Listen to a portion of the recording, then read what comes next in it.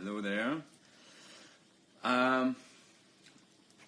Some of you may be aware that we've been doing a thing with Prizio, with the shirt that I wore at that I wore at the Oscars, and I got all signed by a couple of celebs. Well, we are extending it. We had some posters that you could also buy lots for, but we're coming up with some other things as well, and we'll announce that later exactly what they are. But you can also now, well, not quite now, Prizio will figure it out once I send all this to them, get some other stuff that you can get lots for. Our good friends at Hasbro very nicely sent a hell of a lot of stuff from X-Men. So I'm signing, I think, over 100 pieces, and we're going to do that as well, which is really nice. So I thought I would do a live video to let you know whilst I'm in the process of signing. Look, this is one of the things that we've got here. It's a very cool Professor X thing. I've actually got a miniature version of this at home that I have in my bath, so that I can play with myself. Professor X-Men. Thank you very much. Right. Who's this? Where's this one? Here we've got the not all Professor X. We've got Sunfire here. So, you know. Oh, and we've also got one of my favourites. I also have this one from last too. I've got Dazzler. How cool is that? She roller skates and sings and makes magic come out of her mouth. Right, so while I'm doing this, I thought I'd take the opportunity to also say hello and maybe answer some questions. Does anybody got any questions about the shirt, about the charity, about Polaris? No, not a question. Hey everyone.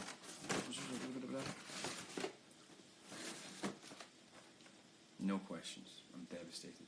Oh, look, we've got Colossus. He's a big fella. I hope they make one with Lord Asriel, says HDM Series. So do I. In fact, I was in the pub yesterday and somebody was reading his Dark Materials. They were 30 pages in, and I know that that's roughly, if not exactly, round about the time when Lord Asriel has his first wee bit. Here we've got old Wolverine, old man Logan. And I said, "Are you enjoying the book?" She was like, "Oh yes, very much."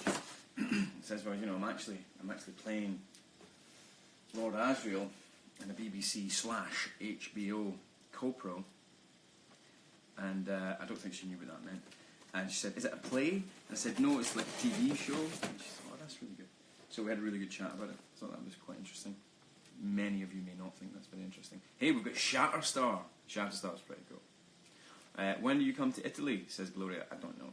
I don't currently have any plans to go to Italy. Aww. That's a wee shame, isn't it? A wee shame for me. Okay, how many do I have? 1, 2, 3, 4, 5, 6, 7, 8. 8 in there. And we've got here 2, 4, 6, 8, 10 in here. 10 in there. Okay, 2 boxes down.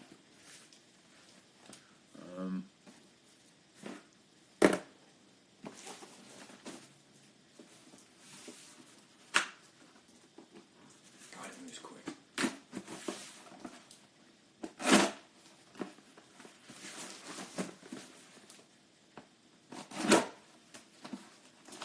What else to tell you, really?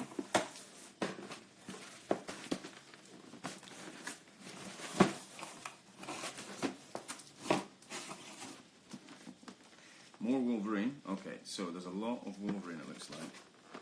A little bit of Cyclops, all One Eye himself. The original One Eye. More Old Man Wolverine.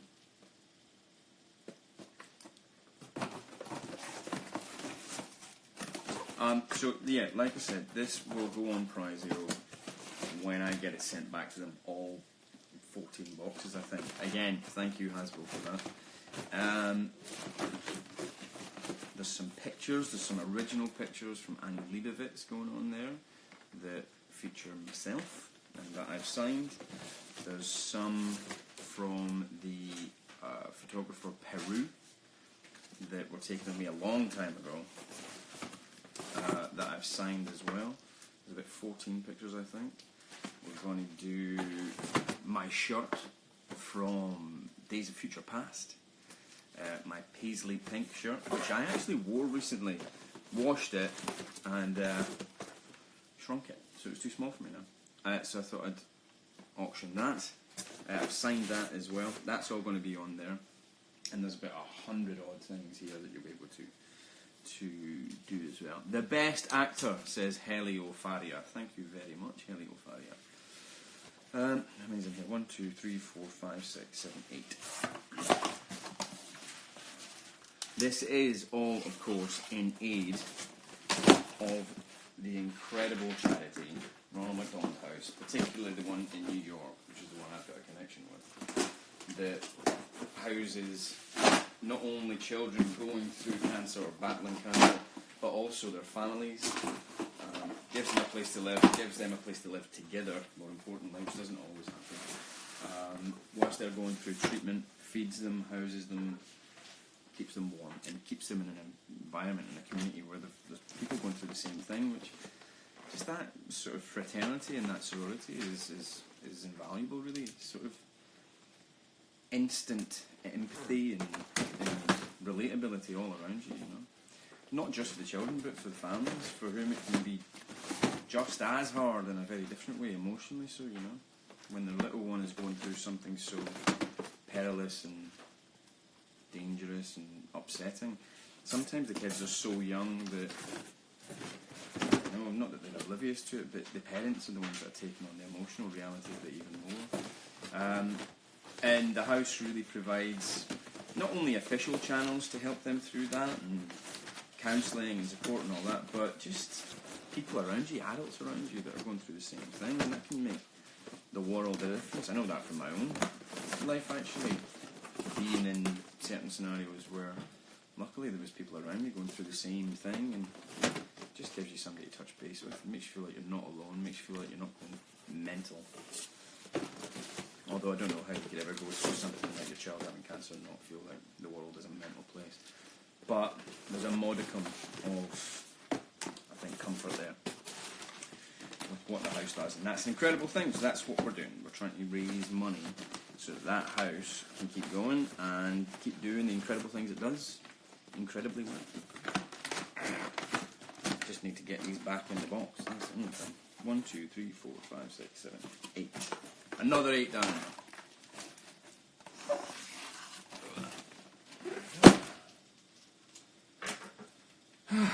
How much money have you received? Oh God, it moves so quick. I missed that. Who said that?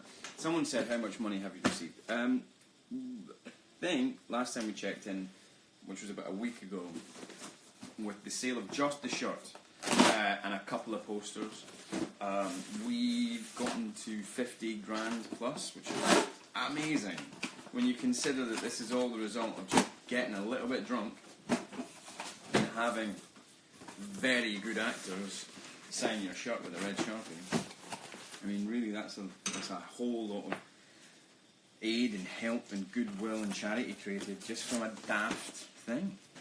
So yeah, 50 grand is pretty awesome. So thank you everybody who has given their $10 minimum, or their $10 minimum, £10, €10, whatever it is, wherever you're from. Thank you to everybody who's done it.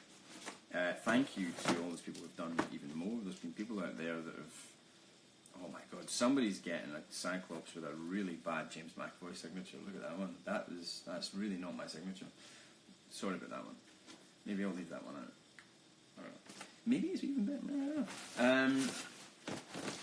So yeah, so thank you to everybody who's done that. Some people have done even more than $10. Some people have done a hell of a lot of moolah. So thank you very, very much. You're doing a great thing in helping out people in a lovely way.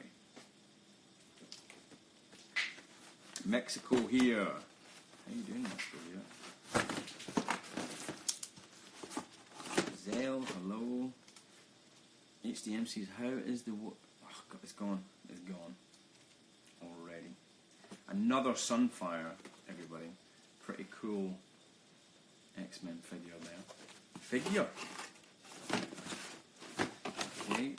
Got another Shatter Star and another Dazzler coming up.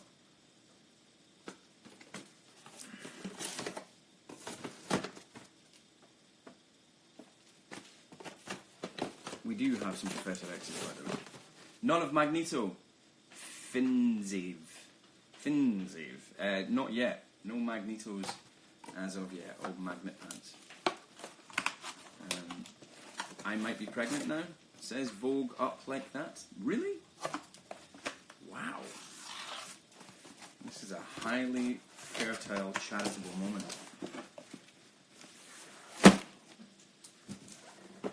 How many boxes do you have, says somebody? Because your name disappeared before I could read that. We've got 1, 2, 3, 4, 5, 6, 7, 8, 9, 10, 11, 12, 13, 14, 15, 16 boxes. 3 pieces in those ones, 8 pieces in those, 10 pieces in those. There's 100 plus pieces here. So I get quite a lot, which is quite exciting. Again, thank you, Hasbro. That's very kind of you. I'm trying to figure out why they've given us so much. I mean, it's good, I'm not complaining. Didn't expect them to be so generous. But it's cool that they have. I mean, it's super cool that they have. Let's see what we've got in this box. These are all much of a muchness. Did you always write with your left hand? No, I'm writing with my right hand. I don't know if the image is flipped on your computer, but I'm writing with my right hand. But my watch is also on my right hand, which might be confusing the issue if I flipped it. I also eat, interestingly, with my fork in my right hand, which some people think is strange. Only really gets problematic when you're trying to use a fish knife, because they are not meant to be used the wrong way around. Wee facts there for you, to get you through this long and arduous live stream. What's this? Oh, this looks good. Oh, get ready. Get ready. We've got another one of these. We've got at least 3 more of these. Does anybody know, just a little quiz, does anybody know what that guy is?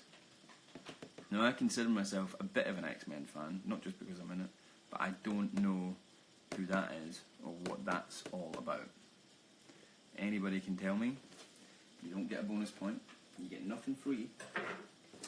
But you get my respect and admiration. Anybody? That's that one's signed. Hold it closer. That guy. He's wearing a fez, sunglasses, and a big old cheesy grin. I know that's Charles. No? Let me see.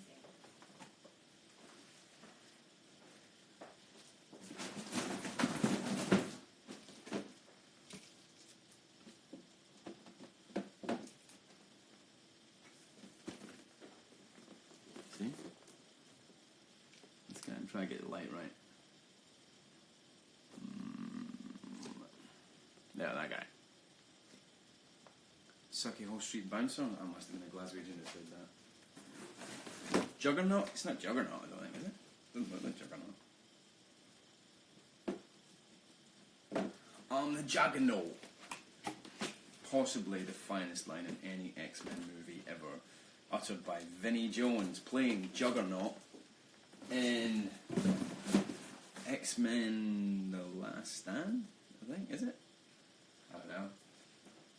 Somebody says, "Who are you?" and he goes, "I'm the Juggernaut," which is just genius writing, really. Or maybe it wouldn't have been genius writing if it hadn't been delivered so brilliantly. Seminal moment in X-Men history there.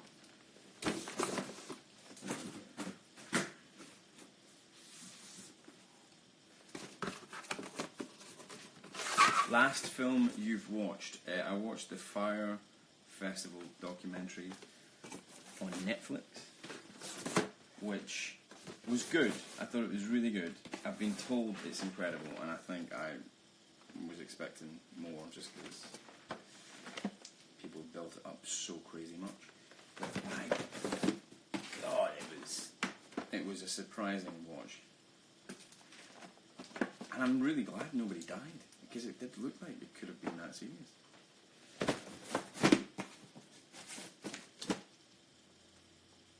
Okay, so 1, 2, 3, 4, 5, 6, 7, 8 in there. Do you see this comment? Do you ever come to Atlanta? No, I don't actually. I've never been to Atlanta. But I have been to me.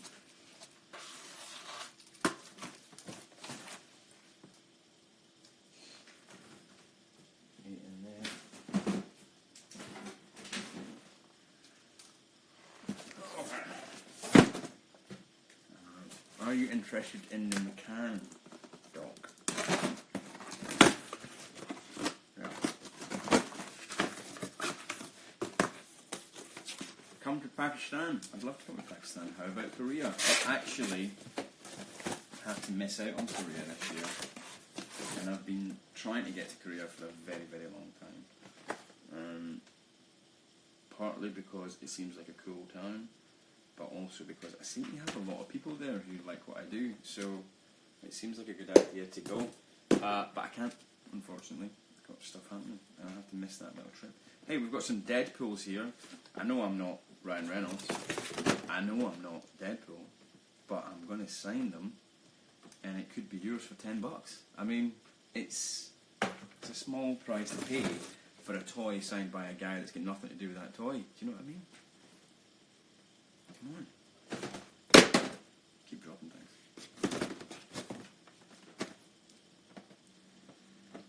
The Last King of Scotland is my top 10. Which film are you the most proud to have been in? Wow, I actually got to read a full question properly. Right. The Last King of Scotland is one of my favourite films that I've ever been in. Definitely, without a definite doubt. What is my favourite film that I've ever been in? What? My favourite film that I've ever been in? What do you think I should say?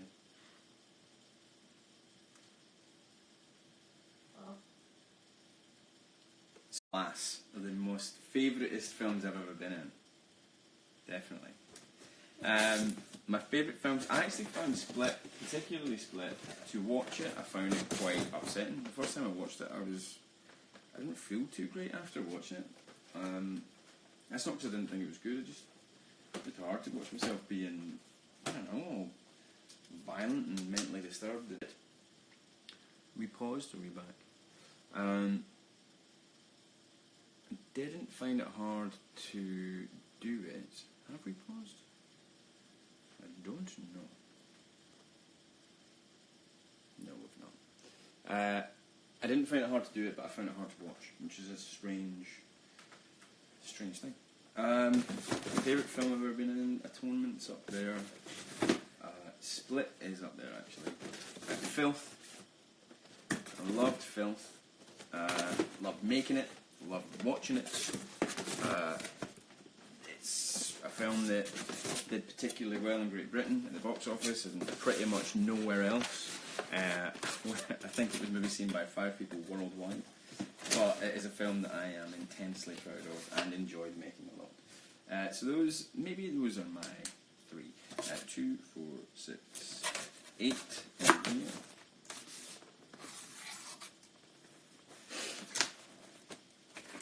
Who would battle between Xavier and Kevin? Who would win a battle between Xavier and Kevin? Xavier, easy peasy, lemon squeezy. He would. He's just one of the most powerful mutants that has ever been. And you know, problems of the psyche are his forte. So I think he not only is he super powerful and could probably pretty much every X-Men movie should go like this. There's a problem. Somebody's trying to do bad stuff, and then Charles goes like this. Done. It's fine. I made him take his clothes off, and he's really embarrassed, and he's gone home for a cup of tea and a slice of toast. That's how every X-Men movie should probably go, but I think that means that if you're going to fight Kevin, or if you're talking about the Beast, who also shares Kevin's body, or one of the other collective that lives within that body, then I'd say Professor X would probably bring it home for the X-Men. The smiley face with Xavier is Shadow King. Thank you. I don't know who said that, because your name disappeared as quickly as it appeared. I've met you, and I want to know if you remember me. Vic Brugger. I don't know. I can't imagine Vic Brugger is your real name. So sorry. Maybe you are Vic Brugger. If you are, God love you, mate. That's a tough name to get through this life with. Oh, I'm Vic Brugger. How do you perfect something? What's the coolest place in Scotland? Oh. That's a good question. The coolest place in Scotland, I'd say the Western Isles. So the Hebrides, the Inner Hebrides, not the Outer Hebrides. Although, don't get me wrong, they might be nice too. I've never been to the Outer Hebrides. But the Inner Hebrides are islands on the west coast of Scotland, and they are stunning and full of good food. Specifically, or particularly, the seafood and the shellfish and all that is amazing. But you get good lamb as well. And if you could eat sea lion, then you get that. But I don't think many people eat sea lion, because there's tons of them. But it's beautiful. The Isle of Skye is gorgeous. Harris is beautiful. Iona, which is a tiny little island off the coast of another tiny little island that you can't even take a car onto, is pretty stunning. So those are my top picks for Scotland. What else? Edinburgh's easy. You land in Edinburgh, go into the city centre, and there's like a castle on a mountain in the city centre, in amongst all the shops. It's sort of like Game of Thrones meets New York or something like that. Not quite New York, but do you know what I mean? It's like Game of Thrones in a metropolis. It's weird and amazing and instantly gratifying as a tourist. So that's good. Glasgow, I'd say, is more fun to hang out in and to stay in for a little while, but it's not as instantly pleasing on the eye as Edinburgh. Although that's not to say it's an unattractive city, it's actually a pretty beautiful city. It's just not got a castle on a volcanic mountain in the middle of it all. Hey, we've got some more Professor X's. Yeah! And Shadow King. I've just recently learned that was Shadow King. How did I miss Shadow King growing up? I watched all the cartoons. Never read the comic books though. Read them as an adult, some of them, in preparation for playing Charles. How do you feel about Oscars? How do I feel about Oscars? They're wonderful things, aren't they? I actually went to the house of an actress once who shall remain nameless, but she was not very nice to me, and not very nice to the other young guy that was in the film with me. But anyway, we went to her house once, and she had an Oscar, but she had it propping her front door open, and she used it as a doorstop. And I thought, if you were nice to me, I'd think that was a cool move, but because you're not nice to me, I thought, come on, you're just trying to be ostentatious, and you're unostentatiousness. Have you ever been to Budapest? Yes, I have. Good answer there. What is your favourite? Oh, it's gone. Make Hedwig's voice. No. Walking Dead or Game of Thrones? Game of Thrones. Game of Thrones, definitely. One day I will work with you. Then it's on. What advice do you have for people who? Oh God, it disappeared again. I think it might have been. What advice do you have for people who want to be actors? Get some acting done. Do some acting. Do that however you can. Do it in your front room. Do it in your bedroom. Do it in an amateur dramatic society. Do it in a drama club or acting school or a weekend club. Do it with your buddies, do it with your friends. Buy it. You can go to the library and get a play out. You can download old plays on the internet, really good old plays, and just do them. Start speaking them out loud. Don't read Shakespeare into yourself. Don't read it silently. Speak it out loud. If you're going to do Shakespeare, it was written to be spoken, so speak it out loud. It makes it easier to understand. One of the weird things people always say about Shakespeare is that they don't understand it, and I totally get that. I've had problems understanding what he's saying at times, because it's not just archaic language or historical language or dialect. It's also poetic and historical, so it can be a little bit tricky, but it was designed to be spoken, and the minute you start to speak it out loud, I think it becomes easier to understand and to tap into what Shakespeare was doing. Anyway. So that's a wee bit of advice there, but get as much of it done as you can. It doesn't matter what level you're doing at. Don't worry about whether it's a good enough level or not. Just get it done, and you'll get better and better and better. And try and tell a story. Don't just worry about being truthful or feeling the emotion. Try and tell a story. I think that's always the most important thing.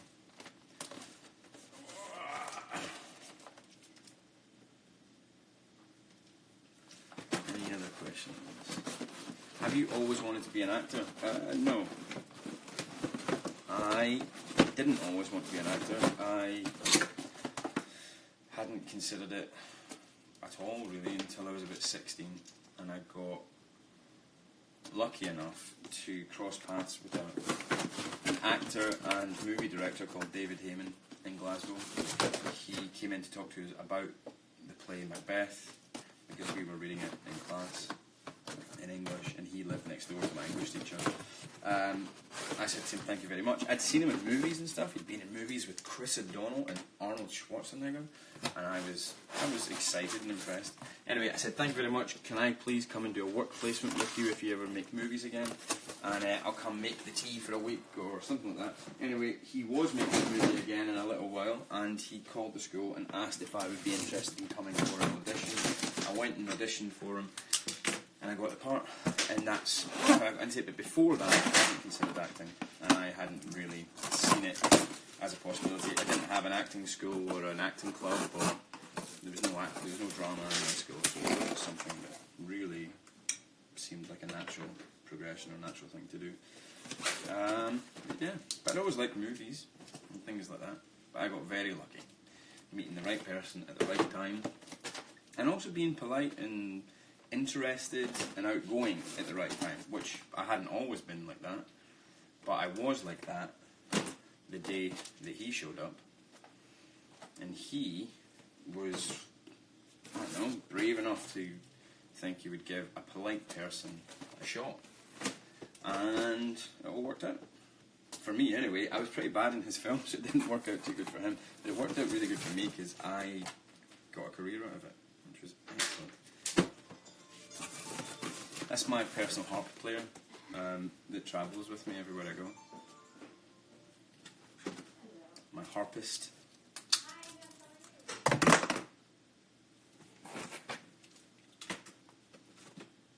You're the best actor ever. Who said that? Oh, I don't know. It's gone. But thank you very much. You're clearly a very intelligent person with great taste. If you joined the DC universe, who would you like to play? I think that was. I joined the DC universe.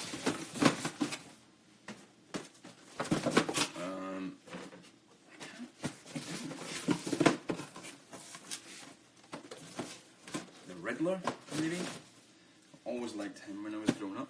That would be cool. I've always thought DC does really good bad guys. 8. Yeah. Okay. I think we might be on the last box, guys. Brace yourselves. Michael Fassbender playing harp in the background. Yes, Michael likes to harp on. Woo.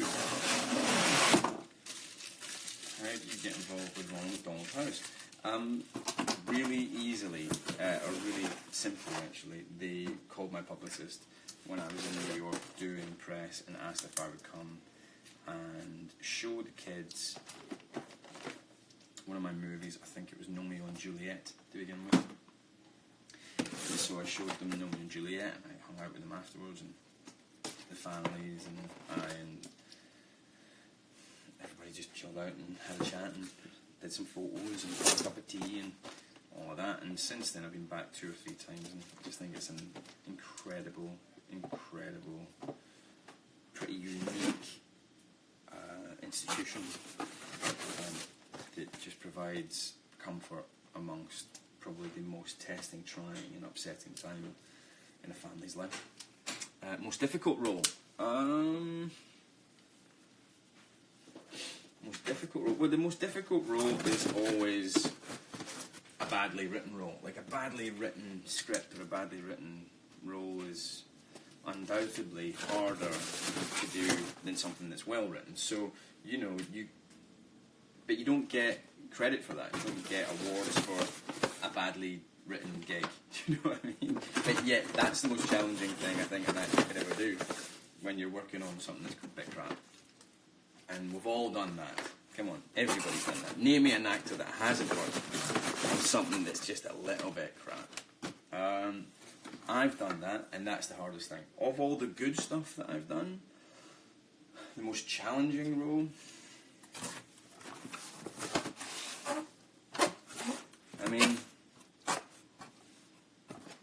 maybe Filth or Glass, I think. Glass, I think Filth was still actually pretty rewarding, even though it was difficult.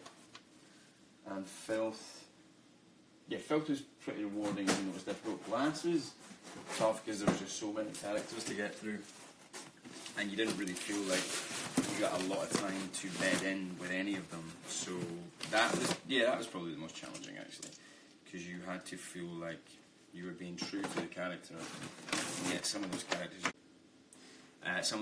you only spend 5 or 10 seconds with. So that was pretty difficult. Good question. What are those toys for, Mr. James? Well, you've come late to this little signing party. These toys are for a sweepstake that I'm doing using Prizeo.com in aid of a charity called the Ronald McDonald House, which helps families and young children, or both children going through cancer, and their families, giving them somewhere to live whilst they're going through treatment, giving them somewhere to eat, giving them somewhere to stay together as a unit, and giving support and comfort and care through however long it takes, sometimes years, and I mean a lot of years. Not just, you're having a round of chemotherapy and radiotherapy, come and stay with us for a month. It can be years and years and years and years and years. And the weird thing is, sometimes it's more than one family member, sometimes it's more than one child, and that seems to happen a lot. That's genetic for you, I guess. But,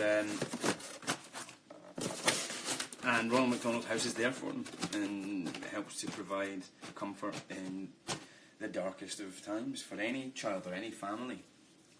Unimaginable, really, to think of that happening to your own kid. 8 in there.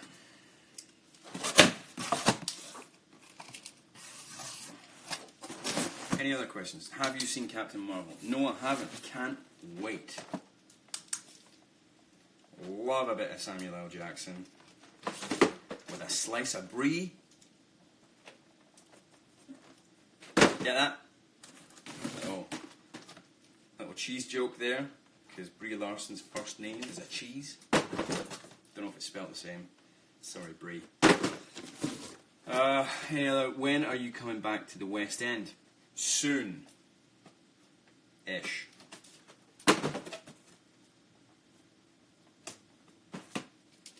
I'm going to do Cyrano de Bergerac. Can't announce dates yet, but I'm going to be doing Cyrano de Bergerac. All big noses back. Look who's back. What is the cheesiest joke you know? The cheesiest joke you know? Who's the biggest wanker in Star Wars? Han Solo.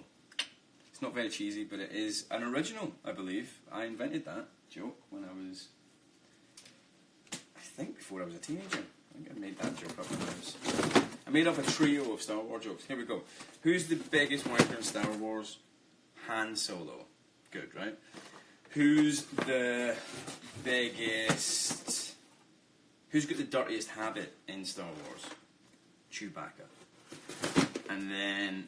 Oh, the other one's a bit dodgy, so I'm not going to say that one. Say something about Egypt. Anything. Egypt. Never been there. Is that... Oh, okay. Do you like Japan? I have had two very good times in Japan. My last trip to Japan, particularly, was pretty amazing, and I had a great time. And met some great people. Who's your favourite Game of Thrones character? Oofed. Well, see, here's the thing you don't know. I've read all the books as well, and I've forgotten most of them. I've forgotten most of those characters because I'm pretty sure it's not.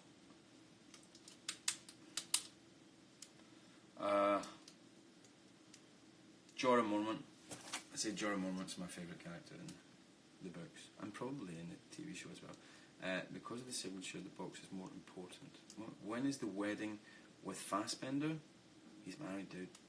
Have you ever seen a ghost? No, but I did feel one time like I got sucked into a portrait. Come visit the Philippines. Okay, hi from Colombia, hello. Okay, cool. Listen, I think I'm done, everybody. This is going to be on...